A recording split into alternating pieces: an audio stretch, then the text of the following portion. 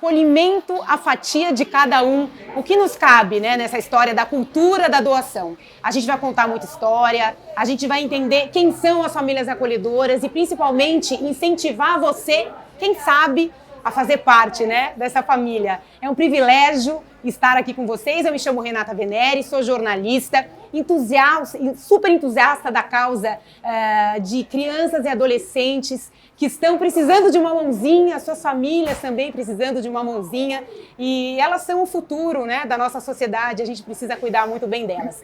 Eu estou muito bem acompanhada aqui de pessoas que dão ali a sua contribuição diária, mão na massa mesmo, para que tudo isso aconteça. Então eu vou apresentando, cada um vai dando um oizinho e a gente vai aqui tomando conta desse espaço e abrindo a sua cabeça, o seu coração, porque a gente vai falar aqui. É um prazer, fica aqui com a gente, que tem muita história boa. Começando aqui, né, pelas famílias acolhedoras. Shirley, tudo bem? Tudo bom, prazer estar aqui. Meu nome é Shirley, eu sou família acolhedora desde 2018, do Instituto Fazendo História. E eu já acolhi 4 crianças e é isso.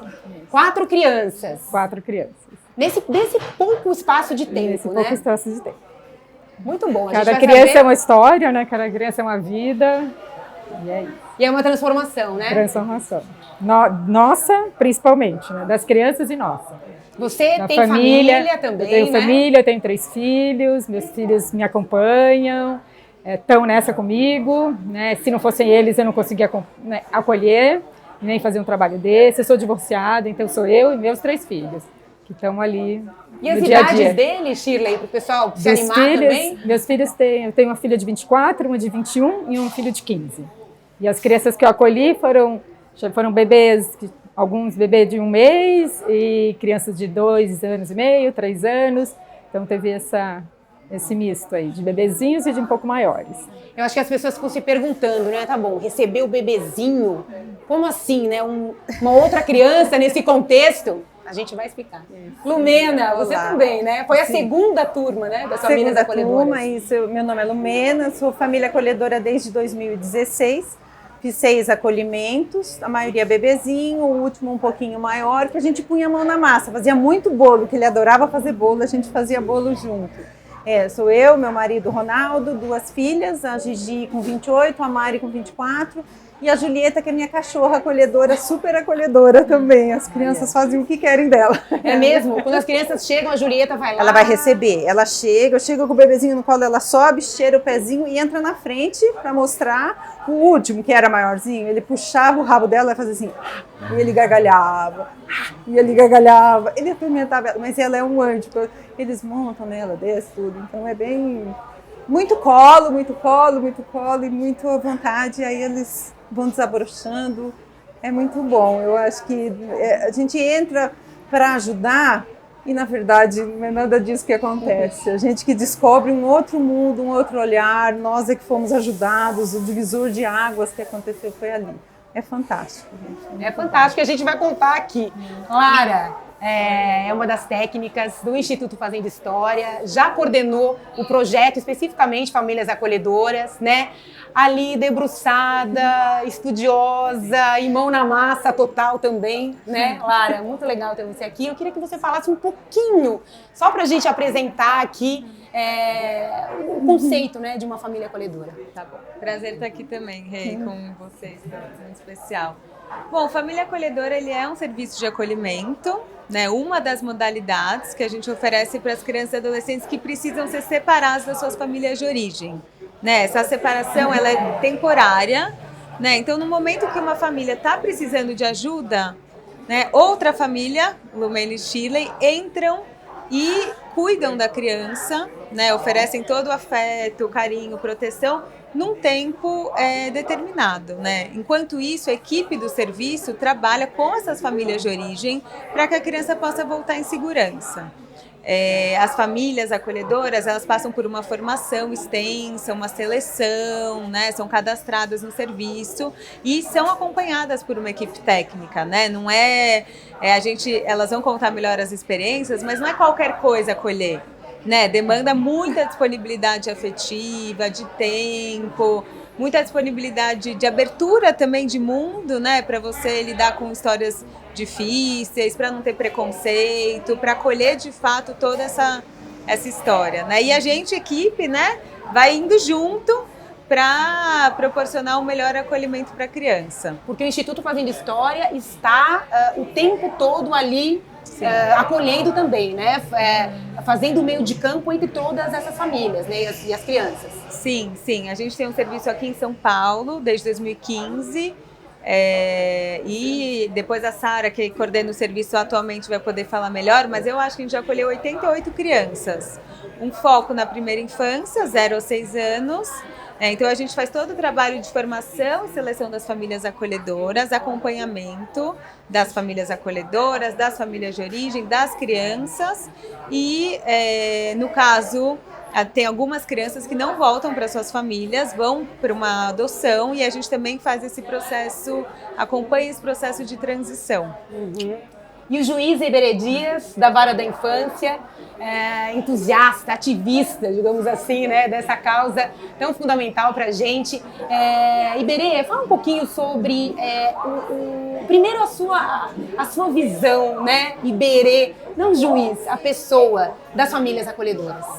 Bom, primeiro, obrigado pelo convite, é um prazer estar aqui. Obrigado ao Balduco e ao Instituto Fazendo História.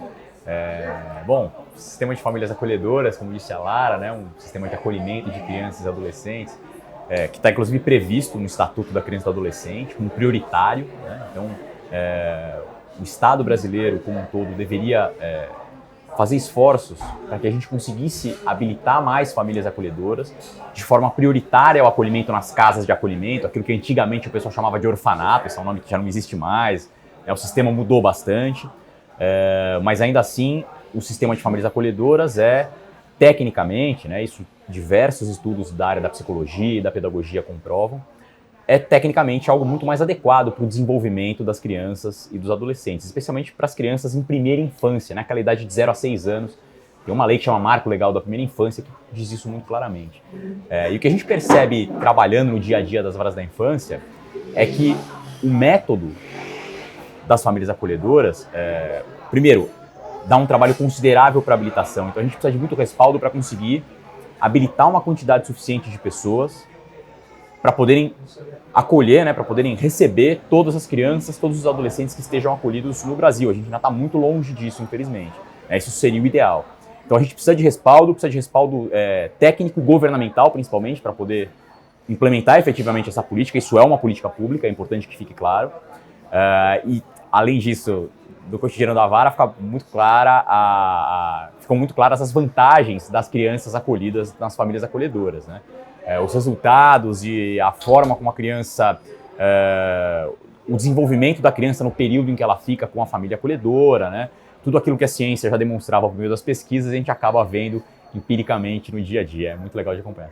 Clara, existe o acolhimento familiar e o acolhimento institucional, né? E a grande maioria das crianças no Brasil está no institucional, está nos abrigos, né? É importante que as pessoas entendam por que é tão importante, fundamental para a formação dessas crianças, principalmente na primeira infância, como disse o Iberê, que elas estejam ali no seio de uma família, né? Porque muita gente tem a seguinte dúvida: puxa vida, mas a criança fica naquela família sabendo que não é naquela família que ela vai ficar. Essa é a certeza absoluta. A família acolhedora não vai ficar com essa criança.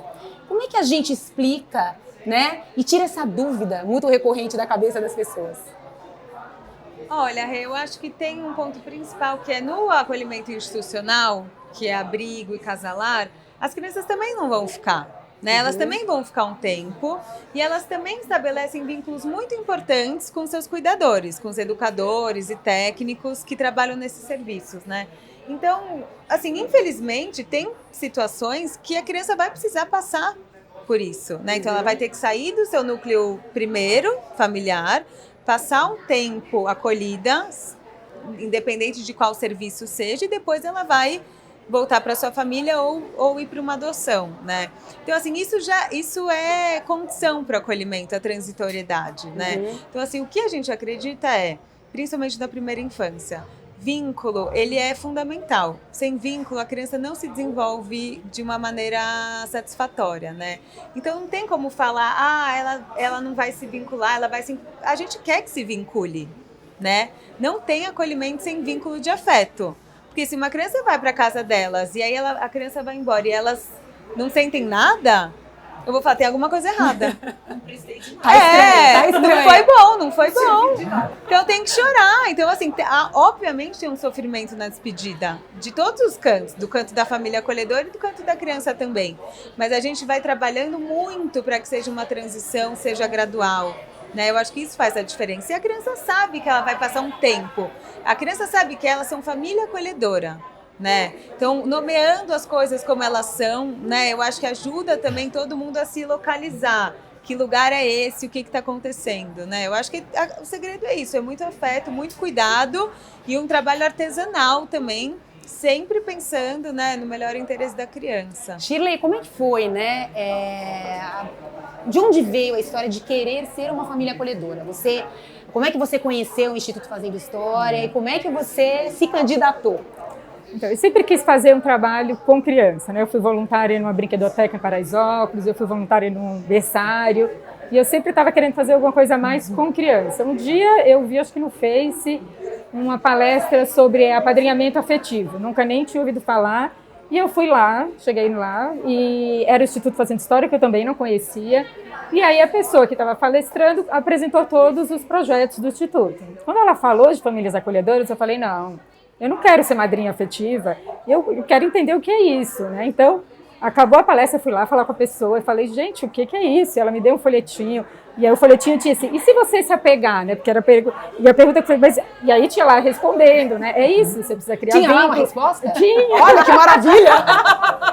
Tinha uma resposta. E ela falou, olha, Shirley, justo semana que vem vai ter um encontro para falar de famílias acolhedoras. Eu falei, gente, cheguei na minha casa com um folhetinho para as minhas duas filhas, meu filho menor ainda estava dormindo. Eu falei, meninas, olha isso. Elas falavam, mãe, mas e se a gente se apegar? Eu falei, olha isso. Tem aqui a resposta tá aqui, ó, não tem problema não. E elas falaram, mãe, a gente precisa fazer isso. Aí a minha filha do meio falou, não, a gente vai fazer isso. E aí, justo na semana seguinte que tinha uma reunião, ela foi comigo e ela ia fazer um intercâmbio no ano seguinte, porque isso era no final, nesse mesmo ano. E ela falava, mãe, você espera eu voltar para acolher?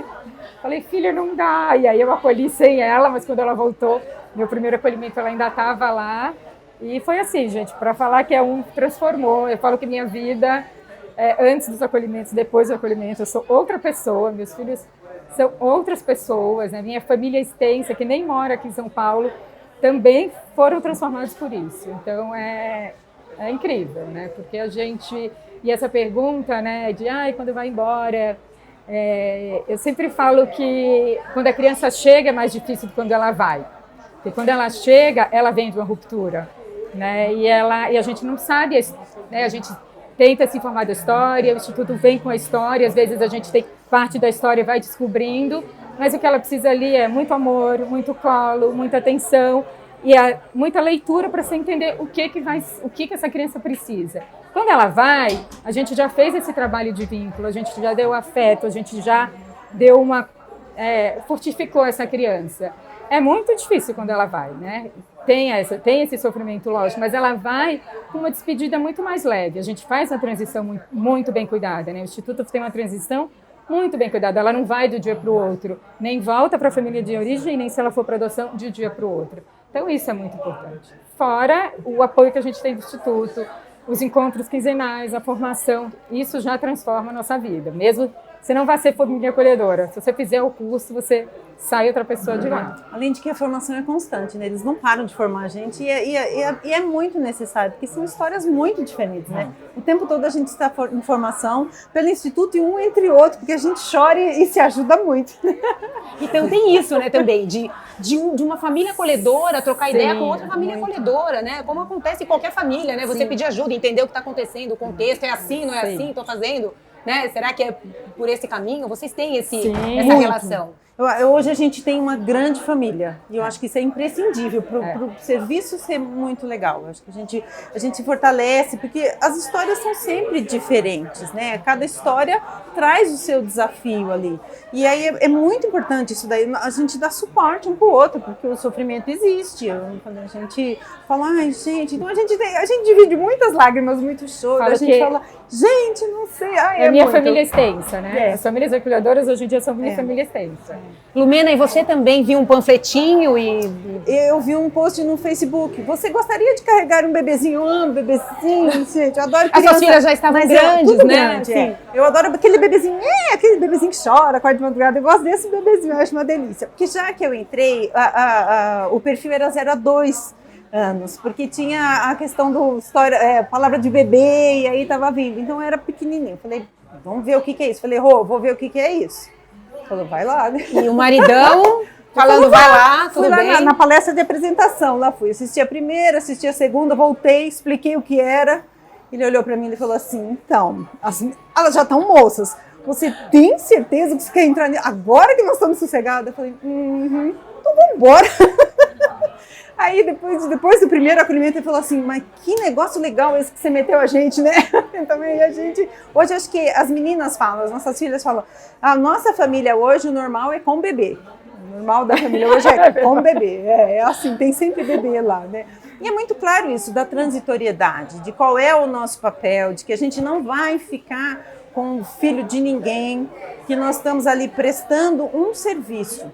E que o Instituto junto é imprescindível, porque realmente cada história tem o seu desafio e tem a história, né, de um retorno de uma criança que já estava acolhida e é muito pesada essa devolução. E aí a criança chora. E um dia eu falei, é assim, aquelas pessoas não eram seus pais, o papai e a mamãe ainda vai chegar, mas e o que a gente aprende muito é que você é muito verdadeiro com a criança. Então, desde que ela chega, a gente conversa com ela. É claro que de uma forma doce, mas eles, mesmo o bebezinho mais tenro, eles prestam atenção na gente, eles olham nos olhos e prestam atenção, e a gente vai conversando, e eles se acalmam e ficam olhando pra gente. E aí, um dia que ele teve uma crise, recém-retornado, né? E aí ele chorou, eu falei, é o seguinte... Fulano e Beltrano não são seus pais. Eles não conseguiram ser seus pais. Não deu certo. Eu falei, sabe por quê? Porque não são seus pais. O papai e a mamãe ainda vai chegar. A mamãe e mamãe, papai e papai. Eu falei, a sua família vai chegar. E aí ele foi prestando atenção, acalmou e dormiu. Aí ele dormiu, eu botei na cama, fui lá no WhatsApp, no grupo, porque cada acolhimento tem um grupo. Aí tem uma assistente social, uma psicóloga. Eu sou uma das malvadas da Cinderela, ai meu Deus, não foi que eu falei? Aí falou, gente, aí a psicóloga já entra, fala, calma, é preciso pontuar. E de fato ele ficou tranquilo, ele entendeu que a história dele estava sendo cuidada, ia continuar. E eu falei assim, nossa, eu fiquei muito insegura, então a gente precisa desse negócio o tempo todo, gente, muito, porque senão...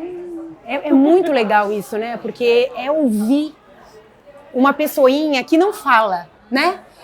Elas estão falando aqui de sinais que a criança dá, um bebezinho que ainda não sabe falar, né? Se comunicassem dessa maneira, de que está tudo bem ou de que não está, né? De que ele está precisando de alguma coisa.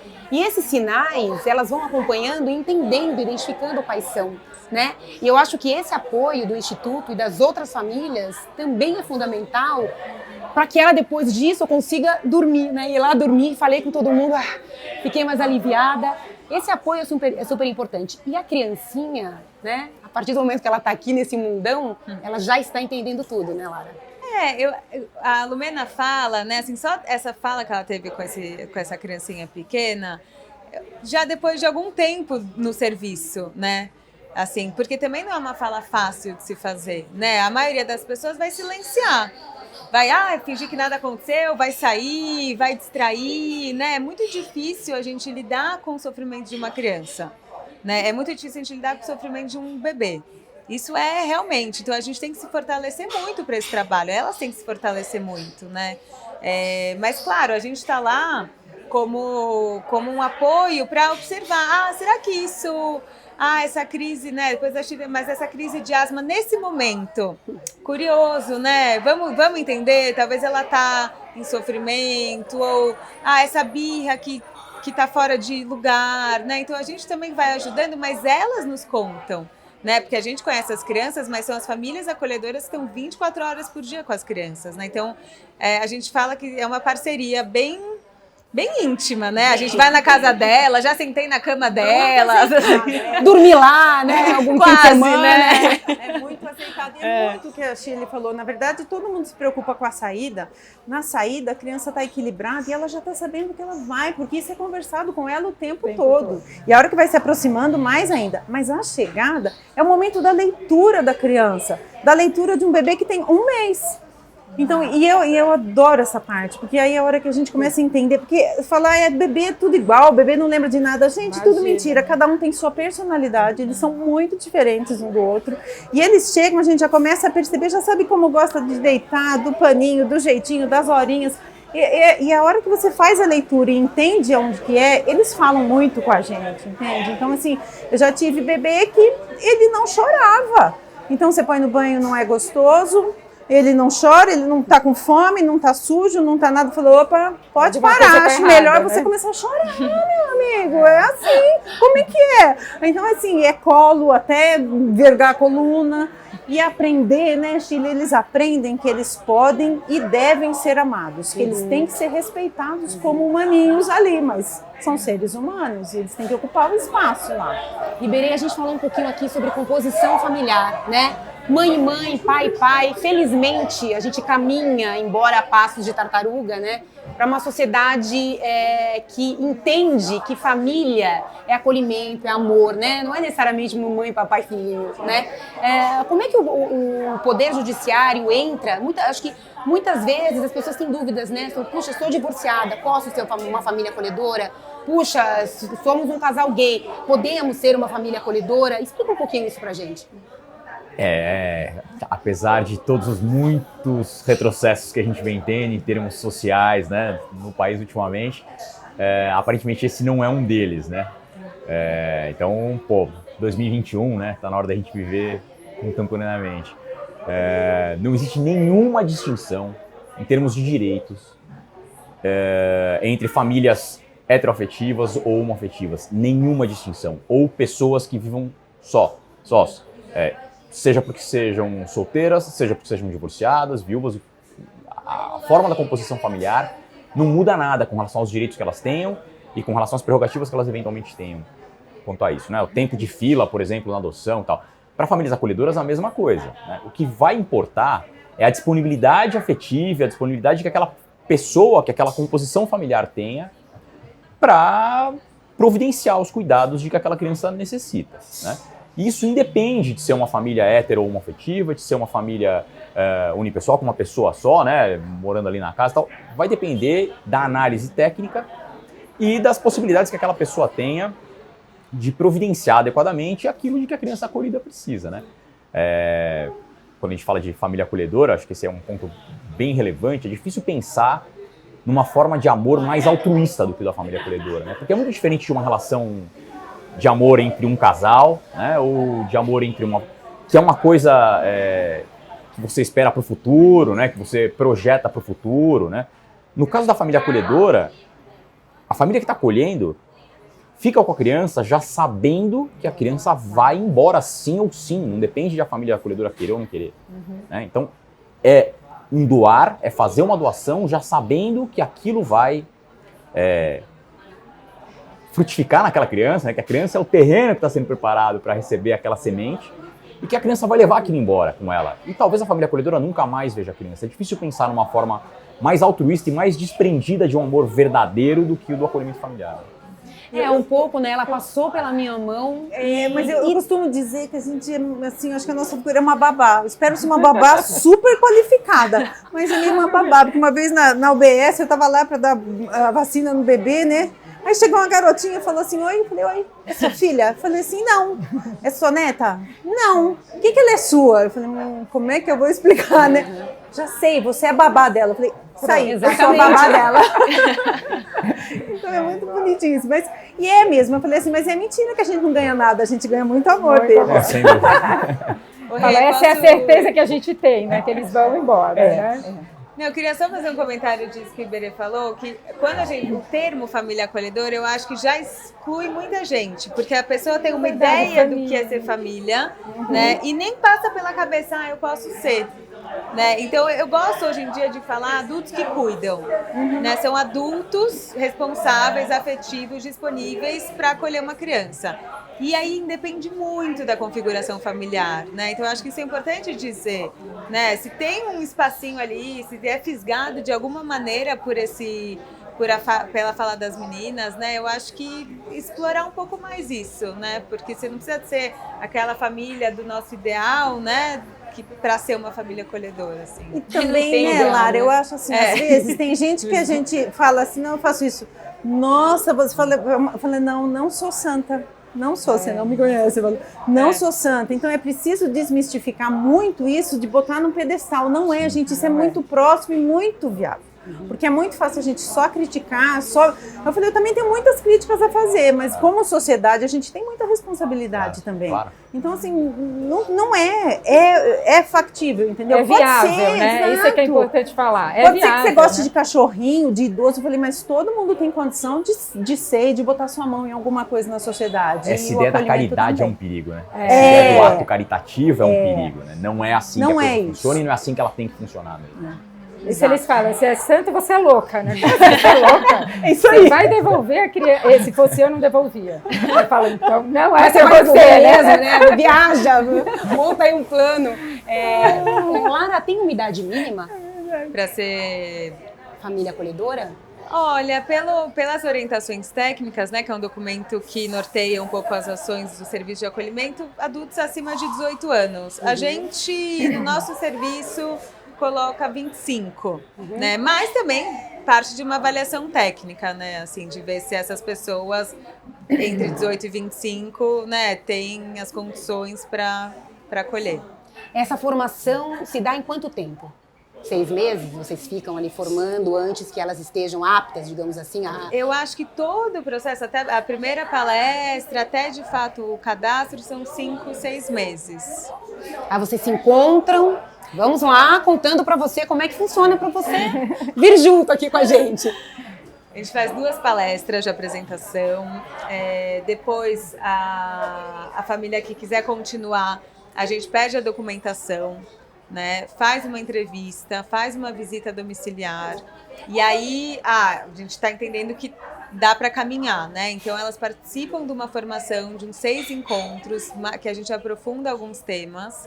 Aí depois a gente ainda tem uma conversa para alinhar, né? E aí só depois elas são cadastradas no serviço, né? Então tem um tempo, porque é uma seleção mútua, né? Porque muita gente se interessa, mas ao longo do processo vai entendendo que não cabe na vida, né? Que talvez seja muito duro pensar na separação, ou enfim, tem outros planos de vida, né? E aí tem muita gente que vai pro apadrinhamento, que aí é um vínculo muito importante com o adolescente, com a criança, mas não é necessário essa disponibilidade toda de tempo, né? Ou vai fazer outro tipo de trabalho voluntário, né? Então, por aí. Iberê, a gente falou aqui da retirada da criança, né, da sua família de origem. E eu acho que as pessoas também ficam se questionando, né, por que isso, né? Quando é que isso acontece? Quando precisa acontecer? E como é que funciona isso para vocês, né? Eu acho que é delicado, não? Delicadíssimo. Bom, o Estatuto da Criança e do Adolescente prevê a tal da situação de risco como parâmetro. E é um termo propositadamente vago, né? O que é risco é algo que a lei não explica e compete a quem trabalha com isso no dia a dia definir, né? O que é uma criança que esteja em situação de risco. E o risco pode ser físico, esse é o primeiro risco em que a gente pensa, né? Quando fala uma criança em situação de risco, ou as crianças em situação de rua e tal. Mas normalmente o risco fundamental, assim, para essa análise é o risco psicológico, né? É o risco do abandono psicológico, né? Do abandono afetivo, da criança que no seu ambiente familiar não está adequadamente protegida em termos afetivos mesmo, né? A criança que não recebe a atenção, que não recebe os cuidados afetivos necessários para que ela se desenvolva como ser humano, né? E aí, nessas hipóteses, o que acontece é que essas crianças são retiradas dos seus ambientes familiares de origem, né, das suas famílias biológicas, e são colocadas no acolhimento, e aí é que entra a história da família acolhedora. Elas podem ir tanto para uma casa de acolhimento quanto para uma família acolhedora, prioritariamente para uma família acolhedora, segundo a lei. E aí elas vão ficar na casa de acolhimento ou na família acolhedora o tempo que for necessário para a gente conseguir, para a rede de proteção, conseguir trabalhar as questões daquela família de origem, suprir, resolver os problemas que aquela família de origem que é vítima, tem, sem dúvida nenhuma, isso é um ponto crucial do negócio todo, para que, resolvidos os problemas, a criança consiga retornar para sua família de origem. Esse é o ponto fundamental, né? Fazer com que a criança consiga retornar para sua família de origem. Então aqui tem alguns pontos que eu acho que são relevantes. Primeiro de tudo, como você falou, essas famílias normalmente são famílias que nunca receberam as ferramentas necessárias para autocuidado, muitas vezes, né? Isso é uma questão transgeracional. Quando a gente analisa essas famílias, são famílias formadas por Temos hoje crianças adultos. aqui, lógico, como Isso não? é muito bom. São famílias formadas por hoje adultos que, quando eram crianças, talvez tenham passado pela mesma circunstância, né? pelo mesmo problema. Então, o que a gente precisa também é estar atento para isso, para romper esse ciclo, né? E conseguir robustecer essas famílias a ponto de elas conseguirem providenciar para suas crianças aquilo de que elas necessitam, né? Então, culpabilizar essas famílias é um erro grave também, que normalmente se faz, né?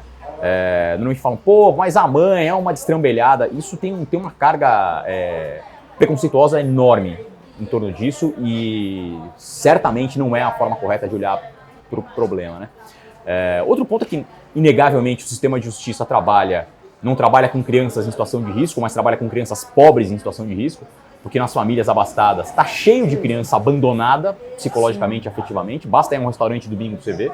Não raro, é o único momento em que pais e mães têm para ficar com seus filhos, está todo mundo com a cara enfiada no celular.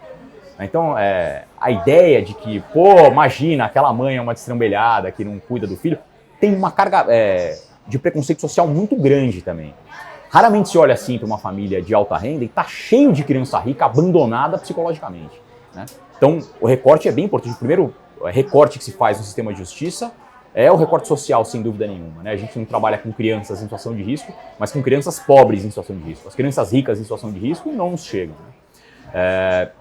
Um outro ponto que eu acho relevante também nisso, para terminar, é a ideia de que o sistema de acolhimento, a gente está tratando de uma questão super legal, de providenciar para a criança uma previsão, um direito constitucional, que é o direito à convivência familiar, isso está previsto na Constituição, como um direito da criança. Mas, no fundo, o sistema de acolhimento é um sistema de redução de danos, né? No mundo ideal, criança nenhuma jamais deixaria a sua família. Então, a primeira preocupação que a gente tem que ter, antes de mais nada, se a gente quiser resolver esse problema, é como a gente vai fazer para socialmente fortalecer as famílias mais vulneráveis. De modo que daqui a 5 anos, a gente não tenha famílias que não consigam proteger adequadamente seus filhos. Claro que isso é uma utopia, o número nunca vai ser zero, nem nos países mais desenvolvidos é zero. Mas a gente precisa remar para conseguir reduzir drasticamente esse número. Então, a ideia sempre é de redução de danos, né? E aí, quando as pessoas se perguntam, pô, mas por que a criança vai para a família acolhedora e depois vai para uma outra família e já não fica com a família acolhedora de uma vez? Porque a ideia principal do acolhimento é a criança poder voltar para a sua família de origem. Então, o trabalho que a família de acolhimento, que a família acolhedora tem que fazer é justamente no sentido de manter os vínculos da criança com a sua família biológica. Esse é um ponto absolutamente central no acolhimento, né? Todos os movimentos da família acolhedora devem ser no sentido de manter a convivência da criança com a sua família de origem, manter os vínculos da criança com a sua família de origem, né? Propiciar contato da criança com a sua família de origem. E uma família que queira adotar a criança não vai fazer esses movimentos como uma questão natural. Aquela família quer ser pai e mãe daquela criança, né? Então ela não vai permitir que a criança tenha contato com a sua família biológica. A ideia da família acolhedora é o contrário. É proteger aquela criança temporariamente para que ela volte para a sua família de origem. Na verdade, é sempre pensando no melhor para a criança e para o seu entorno, né? A gente ouviu o Iberê falando que, preferencialmente, essas crianças seriam acolhidas, né, provisoriamente, numa família, né, numa casa. Mas não é assim que acontece, justamente porque não temos tantas famílias acolhedoras à disposição, né? Não temos, porque eu acho que a grande maioria das pessoas não conhece, né? Não sabe do que se trata, a gente precisa disseminar e a gente precisa ajudar a formar novas famílias acolhedoras. É o que a gente está fazendo aqui, essa parceria da Balduco com o Instituto Fazendo História, é justamente para que as famílias acolhedoras sejam reverberadas, conhecidas, né? Essas histórias contadas e que as equipes do Instituto também possam crescer para formar novas e novas turmas de famílias acolhedoras.